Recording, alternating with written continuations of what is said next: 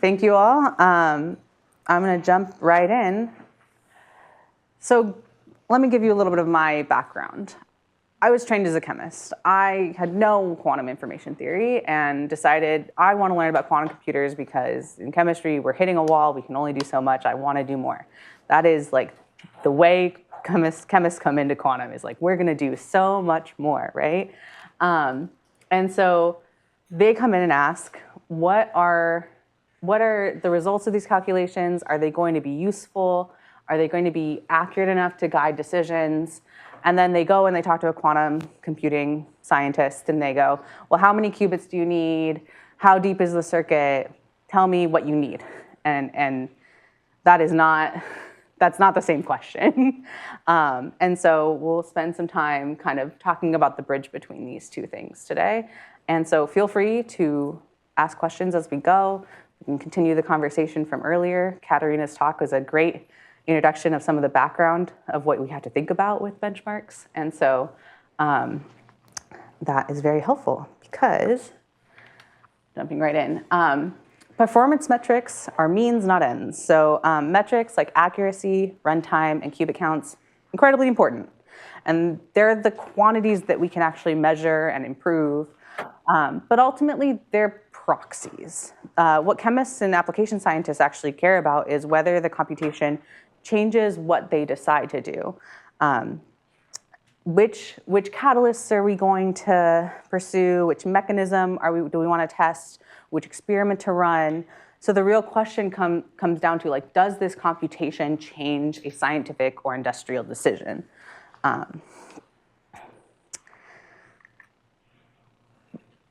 And you can change one of those decisions, but it also still might not be useful. So different decisions will require different levels of accuracy. So there's not one accuracy threshold that works for every single calculation. We will couch things a lot on chemical accuracy because that's the thing that chemists will use as a proxy to what they care about, which is distinction between energy levels.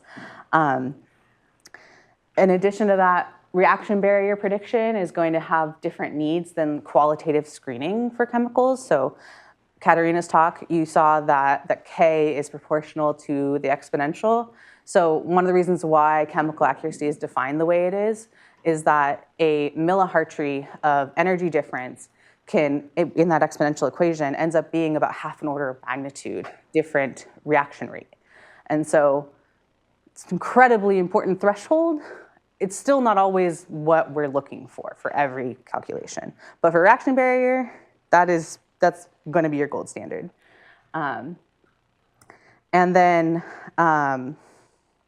accuracy, uncertainty, and costs are always going to be coupled. So if there's a really big computation you want to do, you may not need the most accurate version of the calculation. You want to get close to that target, but you still need to be accurate enough to tell the difference between another chemical that you're looking at. And so there's this trade-off and the sweet spot that you want to kind of find between how many resources you're applying to something and how much you need. Yeah. So if usefulness depends on decisions rather than a single performance metric, then interpreting benchmarks requires understanding what decisions those benchmarks are actually meant to represent. So at the end of the day, benchmarks measure tasks, not decisions, right? Benchmarks will evaluate algorithmic subroutines, synthetic Hamiltonians, or specific hardware native tasks, but these won't automatically map to chemical workflow value.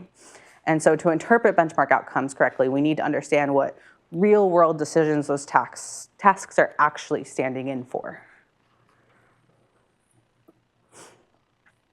No one's surprised by any of this, I hope. Another important factor is that benchmark datasets are not neutral samples of all possible chemical problems. We try, let's be clear. Chemists will try to do that, but it's not actually going to happen. The types of Hamiltonians that you use, their size, correlation structure, or origin will strongly influence which solvers may perform well in those datasets. And so that means that benchmark outcomes will often reflect algorithmic performance and instance selection, which is important to remember when interpreting claims about comparative advantage.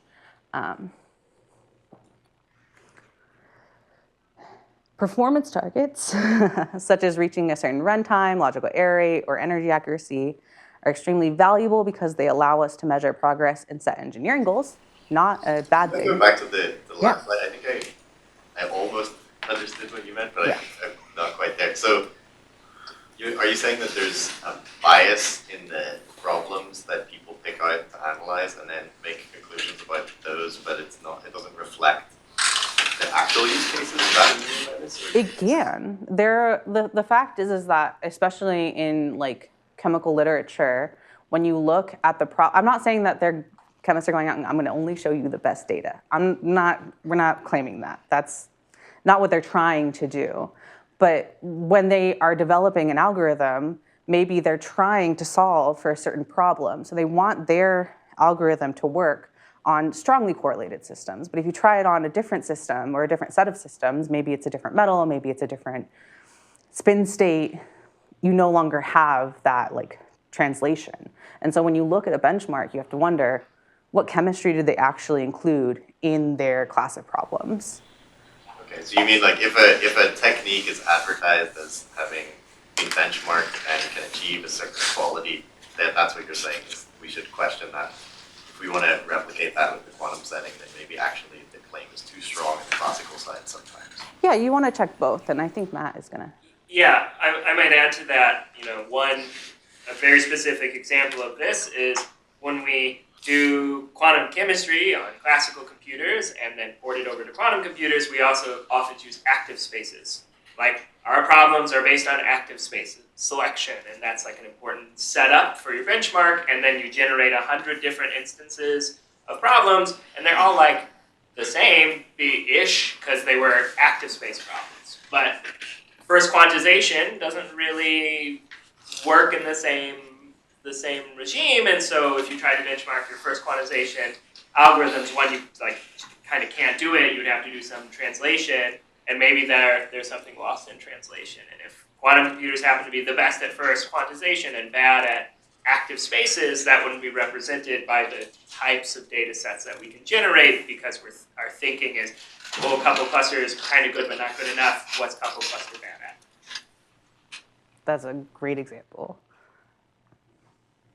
All right. So it's not, no one's trying to be facetious here. They're going in it earnestly, but you end up picking things that make sense for your algorithm. And so if you just pick a random paper and say, I'm going to benchmark off of this because I'm a quantum scientist and I don't know anything about chemistry, be a little careful is what I want to point out here. Okay. Where do we end up here? Okay, performance targets such as reaching these accuracy problems, accuracy, runtime, error rate, all of that, very useful. Keep going, don't stop. But on their own, they don't tell us which scientific or industrial decisions are newly possible once those targets are achieved. So bridging that gap requires connecting benchmark performance directly to decision contexts, which is what motivates the case studies I'm going to go through today.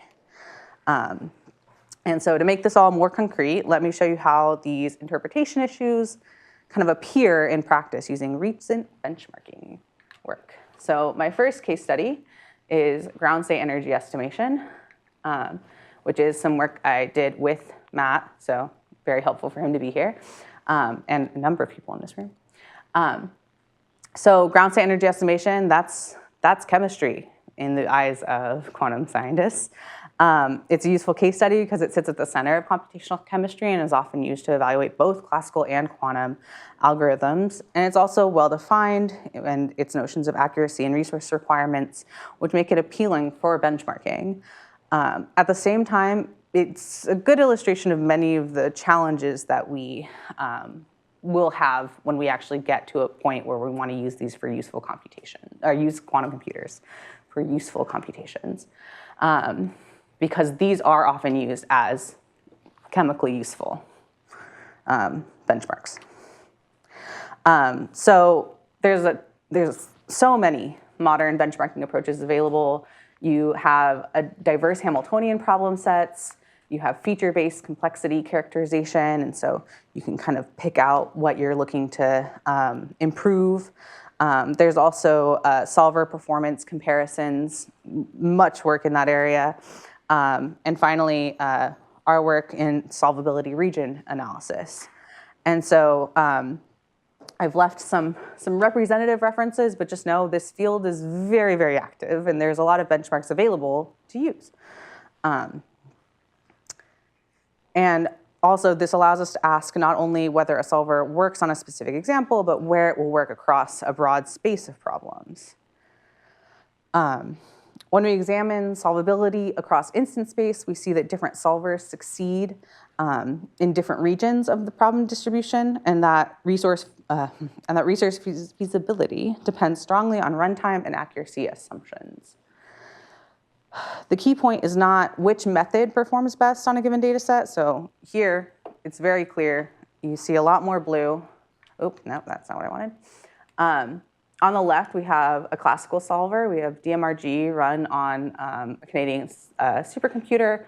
And the blue shows where we expect the solver to succeed in instance space.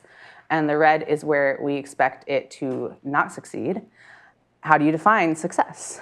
Well, for these instances... Nicole, sorry, what are the axes of these? Oh, yes. That is, it's principal component analysis. This is an n-dimensional space composed to a two-dimensional space. So these instances span like 22 features. And so like features of the molecules that you're of the molecules, of individual Hamiltonians. Can you give like an example of one of the features? Yeah. So one is just number of orbitals. There's proxies to correlation in the Hamiltonian. There's okay. Yeah. Cool. That is how entangled is it? Yeah. And in the paper, we actually have a view of what each of these axes are and like what goes into the principal components. I just can't remember off the top of my head which one's which. No worries, thank you. Yes, Mike. So related, is it sufficient just to say like harder stuff to the left and up and easier stuff to the right, to the right and down? Okay, Yeah. good, thanks. No, yeah. So and that's So these instances are the smallest in the data set. And so what we have here is a comparison of actually a bad version of DMRG, your first run. So if you really push DMRG out, you would improve the space, but we're showing this as an example. And then over here we have double factorized QPE. And in the work that we did, the runtime limits for each instance was set to be what, for that instance, a chemist would reasonably want it done under, which is somewhat proportional to the length of the workflow, or I think we capped it at like a month. If it took longer than a month, then the chemist isn't going to use it. And so double factorized QPE broke the runtime for pretty much every instance, except for some very small toy models, sadly. Sorry, one more question, sorry. The different data point types, the star, red, and blue dots. Those, so red and blue are whether it failed or passed. Okay. Stars whether are the DMRG where converged or something? Like. Let me step back a little bit. What we want to do is assess success or failure. When we have a success, we want it to have the correct accuracy. We want it to have a runtime that is reasonable and useful. I think those are the only two things that we had. Thank you, Matt, for validating. And so if it hits those two, then it gets a blue dot. If it doesn't, it gets a red dot. What about a star? The stars are really fun because those are hero instances. Those were too big to run classically, but they sit in the feature space. So we couldn't even do resource estimates for some of those because they were giant. And we also do not have a reference energy. Yeah, sorry. Right, so that's, they could be small and just nobody provided a reference. Like nobody spent the 1,000 CPU or 1,000,000 CPU hours to get a reference. So they could be solvable, but we don't have a reference. Or they could be so big that, practically getting a reference energy is impossible. So like these guys up at the top, that's where most of the stars are, but we did have a good set of smaller toy problems to play with that we just don't have a way of knowing if the results we got were accurate or not because we had no reference. So all that to say, so like I said, it's not, I'm not trying to show this to be like, okay, the classical method works so much better than the quantum method. The quantum method just doesn't currently, with current resource estimates, fall into a timeline that makes sense. This is really telling us where the feasibility boundary is and where improvements would, and which improvements would expand them. So this, if you could improve your resource estimates and actually push this boundary forward, you'd be able to capture more chemical space that's actually interesting to chemists. Mike. What assumptions does the graph on the right make about the quantum processor that's going to do this? It is a very high level resource estimate, just footprint analysis. And so it's there. I'm going to let you go to the paper for the exact details. Sure. I might give you the short answer. It's like superconducting qubits with Like 1 microsecond surface code cycle time, Yeah. and some assumptions about the logical architecture Okay, sure. But incredibly high level footprint analysis. for basic science. Okay, yeah, thanks. So Katarina would be able to improve these resource estimates, I believe, pretty significantly if she spent time doing every single one of these Hamiltonian.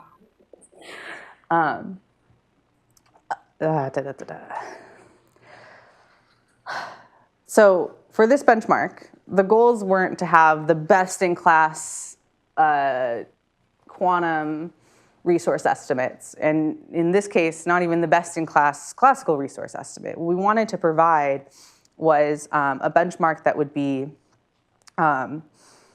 extensible, so you can continue to add to it, and also tie these problems back to applications that actually matter to chemists. And also put some toy problems in because you need to succeed somewhere with the quantum computer. So the results shown here should be interpreted as a snapshot of the current benchmark under a specific set of assumptions rather than a fixed statement about the long-term feasibility of quantum computers. All right, thank you. And so these conclusions, like I said, they're kind of context dependent, right? We're not going to use this and say we should just use classical computers forever, because the idea is that what we want to be able to do is just push this boundary out further with better quantum computers or better algorithms, or just going down that full stack as Katarina showed us. But to see how this connects to like real application value, I'm going to turn to an example where we explicitly estimate economic impact. Sorry, one second. Okay, yeah, so just to quantify kind of what we were saying before, this plot shows all the different methods that we have in the paper, where we have these 4 different versions of SHCI, thanks to Matt and his hard work. We have DMRG, and then finally a double factorized QPE. And this is a ratio of the total number of instances that you actually are able to succeed at. And so the goal is just to be able to push these up. And if you take SHCI and just put all you have into it and optimize the heck out of it, you can solve every single one of those instances with the accuracy you need and the runtime required. And because we have classical references, that's not totally surprising because someone has calculated these numbers before somehow. But the nice thing is you can get it under the runtime requirements as well. So what we need is more applications, more problems to try, and we just want to be able to push up a version, maybe not necessarily double factorized QPE, but a quantum algorithm to solve more of those problems. Question? Do you have one example of an instance where the QPE fails? I have an excellent instance of where QPE fails. Any other questions before I? Yeah. What does those numbers stand for? Like the number after the SHCI? It is a threshold that you can adjust in the SHCI calculation, and if you want specifics, I would ask Matt. Yeah, it sort of, smaller means more runtime, but more accuracy. That's the. Yeah. So it should go, biggest to smallest.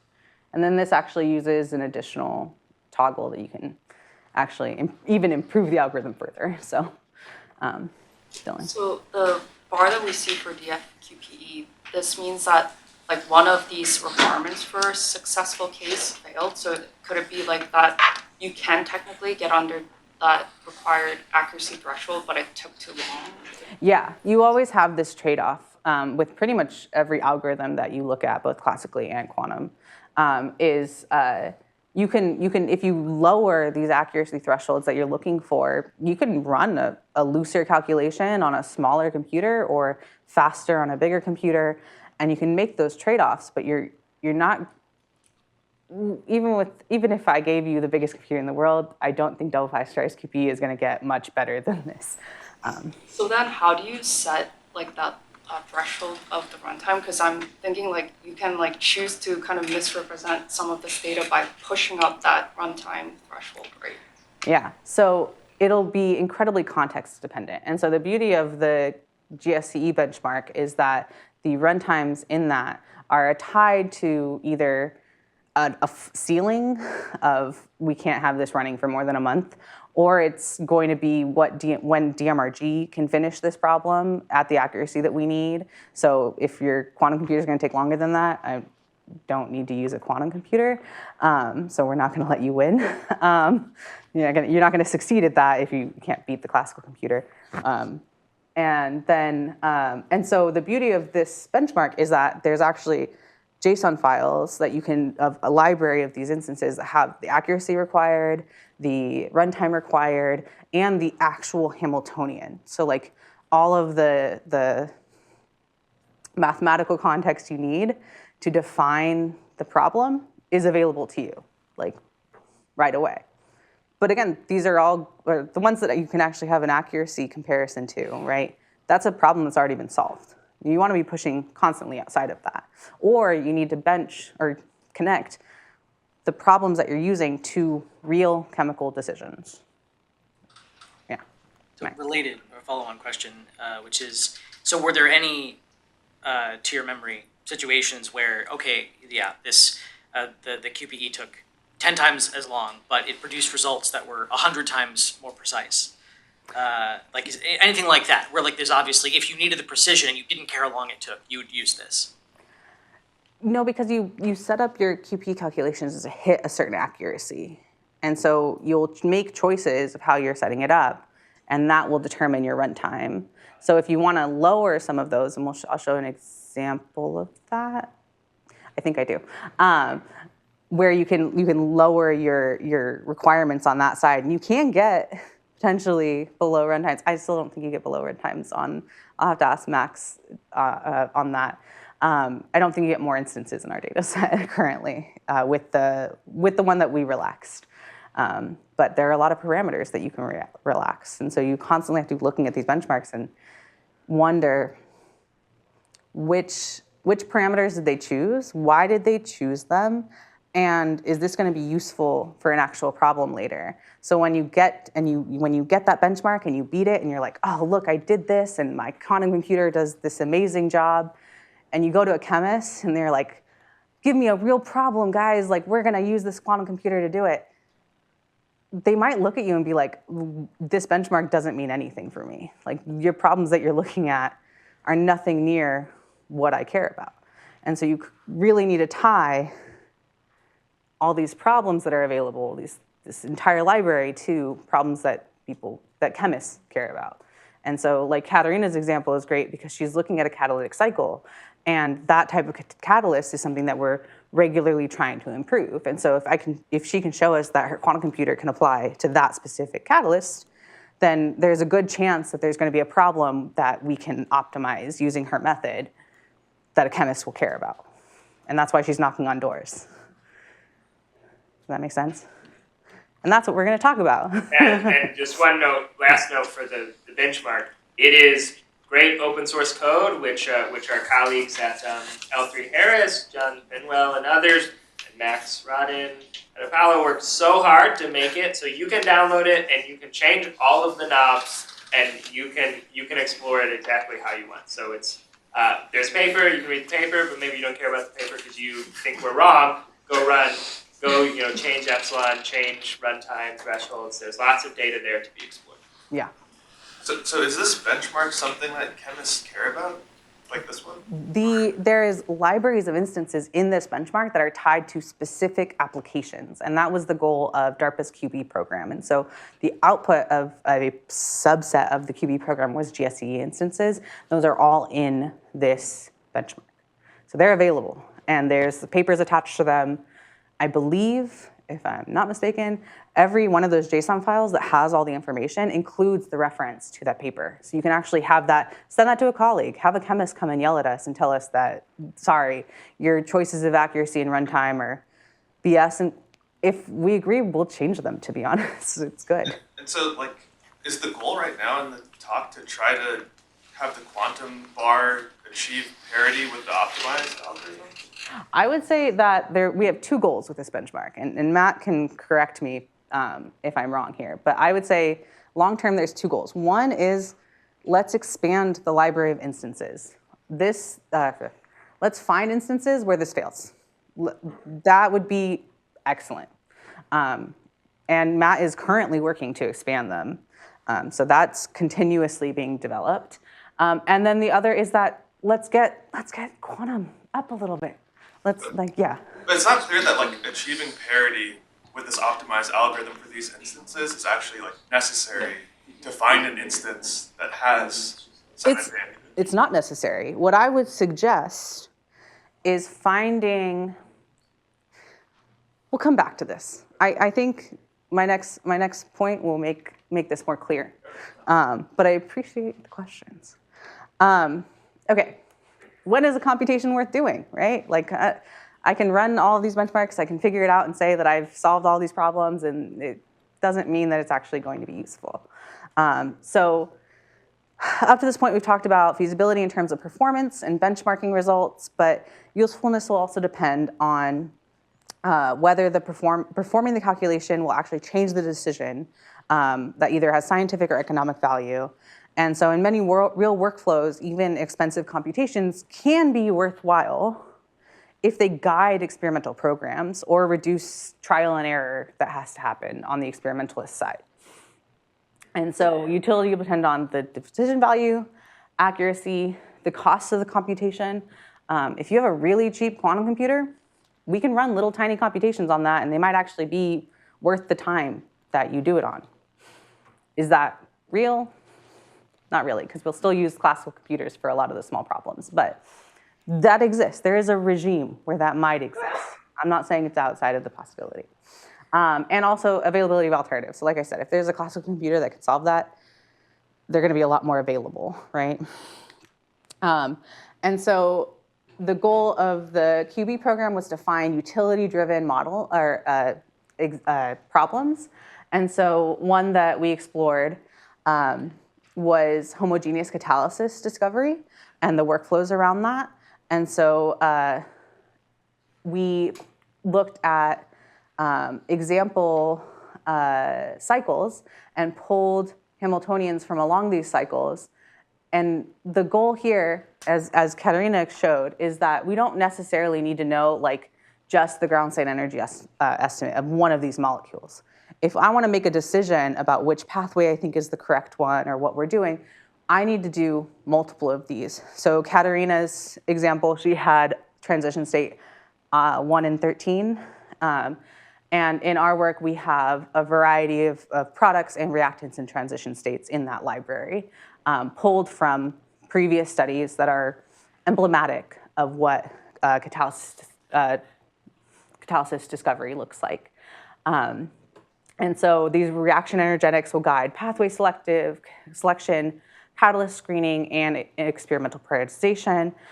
And some of these calculations have measurable economic value. So the QB program was looking at it from like kind of the US government's view of what is a quantum computer useful for. So when we talk about numbers next, that's the view we're looking at. But really, you want to tie this to a specific decision. So a company is not going to have the goal of solving the US economy, right? So they're going to say, I have a target, I want to earn so much money on it, I have this cost available to spend to invest in that computation, and they're going to be making that trade-off. And so whether your computation can guide a decision and help a decision will depend on what decision you're trying to make as well. So expensive calculations can be useful. Catalytic cycle steps that we looked at, we could find at least a couple that you could claim economic utility of hundreds of thousands of dollars. I would say common, like useful calculations would be in the tens to hundreds of thousands of dollars. And so when we think about availability of alternatives and the costs associated with these things, we can compare classical and quantum resources. And so I can look at runtime, as we like to do, and say, like, okay, for one of these, this is just one example step, it would cost a little bit over, or a couple million CPU hours. On the other side of things, with really conservative assumptions of our resource estimates, using a single quantum processing unit, which is not equivalent to a CPU in any way, under conservative estimates, we're getting close to 1 billion hours. And then if we relax some of our parameters, like I said, we kind of, specifically in this case, our state preparation overlap, we allowed to be a little bit looser, only 0.9. We can actually get it lower than the number of CPU hours, but does that mean you're actually doing ground state prep in these resource estimates? Nah. So, okay, it doesn't account for the like circuit depth that comes from doing the ground state preparation. It's assuming that is negligible compared to phase estimation. I see. But it does account for the number of circuit repetitions you have to do because you have imperfect state overlap. Sounds good. Thank you. Yeah, so for those who are online, what this does is it'll assess how many times you have to repeat the circuit based on how bad of an overlap you started with. But other than that, it will lower your accuracy requirement. Can you elaborate a little bit on the economic utility number? Like, is this, if you test 10 catalysts and one of them works, then that will be 1 million, so on average it's 200K? It's saying if we solved, for this specific example, let's be very clear, this is nitrogen fixation, which is a multi-billion-dollar problem because we need it for fertilizer and for feeding the entire planet, which is a very important problem. This is assuming you can replace the number of experimental repetitions that you have to do to find a catalyst. So if you were to have 10 targets, you could reduce that by, I think it was 50%, assuming a full catalyst workflow afterwards. So the scientist's time, the resources required to assess those targets. Yeah. And it was based on kind of what has been done before. So how we've explored catalysts before, which we know is an ever-evolving industry of its own. So, cool. So like I was saying, like we can drive the quantum QPU hours down by adjusting parameters, but we know, and this audience especially knows, a QPU hour is going to be much more expensive than a CPU hour. A CPU hour, we're looking at pennies, and then QPU hours, we're talking tens, hundreds, thousands of dollars. Like hundreds of thousands of dollars. Hundreds of thousands of dollars, thank you. We have our token hardware people in the audience. If you assume roughly billions of dollars for the machine in a 10-year lifetime. Yeah. So this is not necessarily something that someone who wants to make 200K, and that's a pretty generous assumption, we'll all agree with that, is going to spend their time on. But they might spend the CPU hours on that, if that's their clear step. But the point is that these benchmark examples, these Hamiltonians are available, and they're actually tied to real problems in using chemistries that a chemist would actually go, okay, I know that chemistry, that is going to be either applicable or not to my chemistry. Wow, I'm using that word the way I would use it. So to their experiments, there we go. And so this will depend on what decision you're trying to make at the end of the day. What are you actually trying to use this for? An academic lab might not have the resources that a company has. A company won't have the resources that a government has. And so that's the key driver here. Can I ask a quick question about this 200K? I mean, this scares me that it's so small. To be honest, like during this talk, probably quantum computing research salaries have spent more than 200K. Like, Yeah. we need big numbers to really justify this. This is for a single instance. This is a single experiment. So if you were able to, and this is what a chemist would try to do, is they would take the cycle that they're looking at. They would try to pair off, like, this is the part that I need the highest accuracy for, or I need the quantum algorithm to solve this specific piece. And so this isn't running 100 calculations on quantum computers. This is running at least 2, let's be clear, at least 2 calculations on a quantum computer to unlock that understanding. And so, but this is probably a significant amount of time on a quantum computer to get, like, you're probably going to need to take thousands of samples or run the algorithm many times to get like a good energy estimate. This includes all of that. That includes. Yeah. This includes all of the repetitions required. So it's not. It's still a lot of time. Matt. Can you briefly say why it's 200K again? Is that's like the replacement cost of DMRG, or that's the expected value of the win? So the 200K numbers are your expected value of the win. Yeah. We also, in that paper and in the database for these instances, have the expected cost for a classical replacement, so DMRG to the accuracy that you would like to get to. So you can also explore that. I mean, maybe this is too much of an aside. We can talk about it after if it is. But so if you unshackled yourself from the kinds of problems that you can attack at all, classically, and even quantum, like you have a black box, you can get arbitrary accuracy for one problem. Like, you want to start a company, is there any problem that you can solve that's going to get you $1 billion? Like, a single problem? No. I strongly I don't think. Well, okay. Let me think about that. One more second. Cryptography. Yeah, cryptography. Whoever said that. That's not a chemical problem. No. And so a single chemical calculation, let's make it very clear to everyone in this audience. A single chemical calculation, a single point energy will never tell you anything. You need a relative energy. Like, everything we're looking at is going to be relative because it will help us understand what you've put in the model and what's not in the model, and there's a lot of reasons for that. Anyways, okay, you have 100 uses. I have 100 uses. Can I get $1 billion? With 100, maybe. Okay. Yeah. I would actually really love to see what, like, the rough plan for that is. What problem would you solve? It'd be really interesting. Or anyway. Let's talk. We'll talk in the break. How am I doing now? Okay, great. But at the end of the day, you need more than one run, which I think is lost sometimes in quantum conversations. 100 might get you a pretty good research program, to be honest, if you were able to cut everything down to just the 100 you absolutely needed.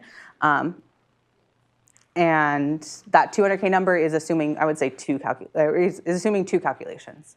So if you have 100, multiply that by 50. You have your $1 billion, assuming you can have 50 200K problems. And so that is how you will get your startup, 50 200K problems. Sorry, sure I go with the math, but okay. Yeah. Or no, sorry, million. I'm tired. But yeah, okay. All right. Yeah. Yeah. So all to say, we have a long way to go on these resource estimates, but you really want to tie everything to real world problems that are in the chemical literature, not necessarily just the quantum literature. That is my suggestion here. These examples also highlight another important issue. Many conclusions about the feasibility or advantage depend strongly on our modeling assumptions. And so when you look at these papers and you think about these benchmarks, you want to also review what initial state overlap assumptions they made, any error correction or hardware models, which is probably the first thing you guys look at when you look at these benchmarks. Any active space or model chemistry choices, like Matt was pointing out, different algorithms will be more useful if you have an active space or if you don't. And then where they got their data set, is it just composed of these catalyst instances? Is it a full benchmark suite? And finally, like how it integrates into the chemical workflow. For these GSE instances, we're saying we're gonna get a single point energy and that's going to be able to be put into a reaction rate. But for other problems, you may need to run more than 2 calculations. You may need 10 every time you want to look at this workflow. And so you really, you can't just stop at the benchmark and say, I have a quantum computer that's going to be useful for chemistry. But you still should be using these benchmarks because they're useful. They should be used as conditional evidence. When interpreted carefully, benchmarks are extremely powerful because they tell us which performance improvements would actually move us towards feasibility. And the important step is to read them as conditional evidence rather than as fixed statements about long-term advantage. And so with that in mind, I want to close by returning kind of to my original question. What does this perspective imply for how we evaluate progress as the field moves towards early fault-tolerant quantum computing? Just overall, chemical usefulness is not going to be determined by a single performance metric. I've solved this benchmark, so I'm good. It's not actually going to get you there. And so it depends on the decisions the computation is meant to inform. Metrics such as accuracy, runtime, and qubit counts remain essential, but they are meaningful insofar as they indicate when new types of decisions can be made feasible. This suggests that interpreting benchmark progress requires understanding the decision context those boundaries, those benchmarks represent. So actually looking at where the benchmark problem came from. And so for hardware and algorithm development, this perspective suggests focusing on identifying application-relevant thresholds, so regularly finding problems like Katarina found that are tied to real chemical problems, and getting a good understanding of performance levels where improving accuracy, runtime, or research requirements actually unlocks new capabilities. By connecting benchmark milestones directly to decision contexts, we can more clearly understand how engineering improvements will translate into chemical usefulness. Thank you.